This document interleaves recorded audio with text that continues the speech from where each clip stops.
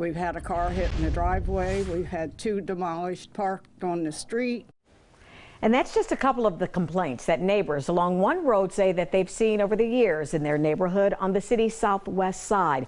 And tonight, Speedbusters is looking into some of the other issues that people who live along Wedgewood Drive have to deal with, have to pray about. Here's Andrea Henderson.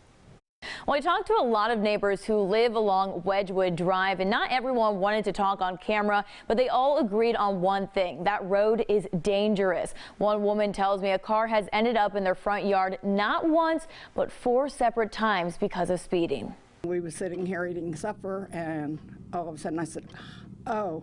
It's not what you'd expect to see when you sit down for dinner. They pushed it from there clear up to here past the driveway. Joyce Hartwell tells me someone had hit their parked car so hard it pushed it out of the road and right into their front yard.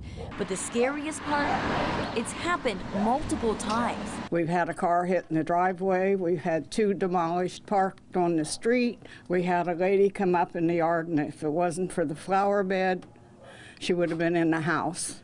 Eventually, the city put up these guardrails in front of their home. You think it stopped the actual problem of people speeding through here? No, they still do it. They still like to see how fast they can go.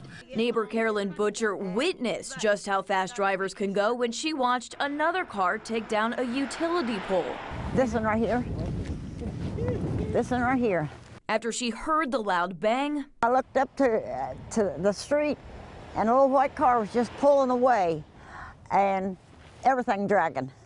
I mean, and he speeded on up the road. So Speedbusters set out on Wedgewood Drive to see for ourselves. Fortunately, the neighborhood was fairly quiet, only clocking a few cars going over the speed limit. But neighbors assure me, despite speed humps and signs, that is not always the case. They just right by them. See, right there.